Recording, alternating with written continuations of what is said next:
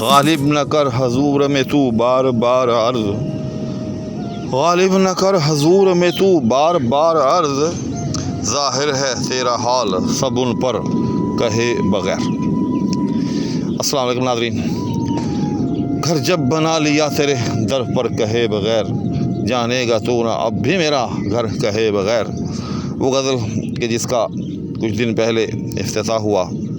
آج اس کا انجام ہو رہا ہے، آج اس کا مطلب آپ کی خدمت میں پیش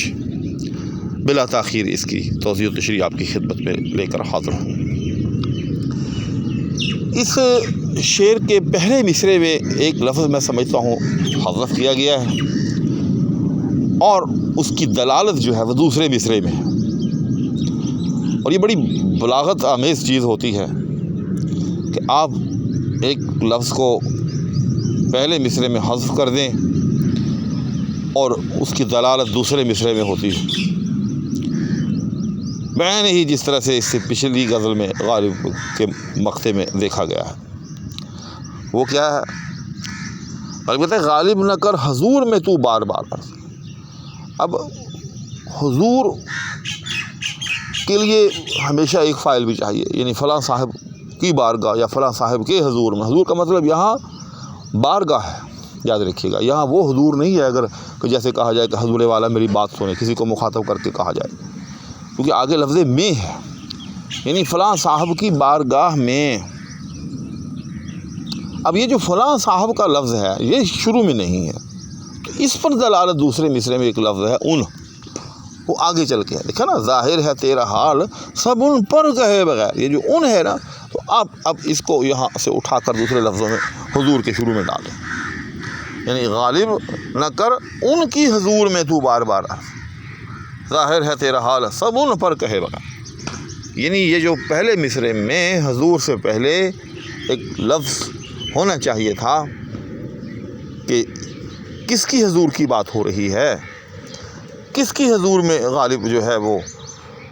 منع کر رہے ہیں اپنے آپ کو عرض کرنے سے، اس کا ذکر دوسرے مصرعے میں آ گیا، اور وہ ان، یعنی ان کی حضور، یعنی اپنے محبوب کی حضور میں، اپنے محبوب کی بارگاہ میں۔ اس سے کچھ لفظی وضاحت کے بعد معنوی تفہیم و وضاحت، اور کہتا ہے کہ غالب نہ کر حضور میں تو بار بار، یعنی اپنا حال دل اس ستم پیشہ کو بار بار نہ کہہ، بار بار اس کے آگے ملتجی نہ ہو، بار بار اس کے سامنے رحم کرنے کی درخواست پیش نہ کر، ظاہر ہے تیرا حال سب ان پر کہے بغیر، کہ تیری جو ظاہری کیفیت ہے اس سے تیرا حال از خود جو ہے وہ ان پر عیاں ہے، ظاہر ہے تیرا حال سب ان پر کہے بغیر، یعنی تو نہ بھی کہے تب بھی اس کو سب علم ہے کہ تو اس وقت کتنا محتاج ہے اپنے محبوب کے رحم و کرم کا، کیونکہ تیری ظاہری کیفیت جو ہے اس نے ہر چیز کھول کر جو ہے وہ رکھ دی ہے۔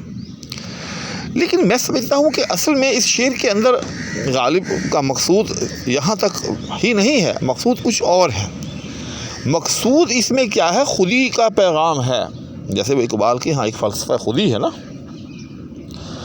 تو یہ کیسے ہو سکتا ہے کہ غالب جیسا شخص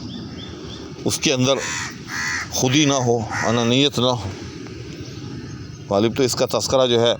بار بار کرتے ہیں کہ واہ غرور عز و ناز یا حجاب پاس و وز، راہ میں ہم ملے کہاں بزم میں وہ بلائے کیوں۔ یہ غالب کا ایک اور شعر ہے کہ صد جلوہ رو برو ہے جو میگاں اٹھائیے، طاقت کہاں کہ دید کا ایسا اٹھائیے، کہ ہزاروں جلوے آنکھ کے سامنے ہیں دیکھنے کے لیے، لیکن میں اپنی آنکھ کا بھی احسان جو ہے وہ نہیں لینا چاہتا، مجھ میں اتنی طاقت نہیں ہے کہ میں اپنی آنکھ کا بھی احسان لوں۔ تو کچھ ایسی کیفیت اس شعر کے اندر بھی ہے کہ غالب نہ کر حضور میں تو بار بار عرض، ظاہر ہے تیرا حال سب ان پر کہے بغیر، کہ کیوں اپنے آپ کو بے عزت کرتے ہو بار بار اس کی بارگاہ میں، اس کی جناب میں۔ حضور کا مطلب یہاں بارگاہ یا جناب کا لفظ اور زیادہ مناسب ہے، یہاں وہ قریب تر کر دیتا ہے معنی کو، کہ تجھ کو بار بار اس کی جناب میں اس کے آگے اپنے آپ کو رسوا کرنے کی ضرورت نہیں ہے، تیرا حال تو ویسے ہی اس کو معلوم ہے، لیکن وہ کیا ہے، وہ متکبر ہے، وہ انانیت پسند ہے، وہ تجھے خاطر میں نہیں لاتا۔ لیکن غالب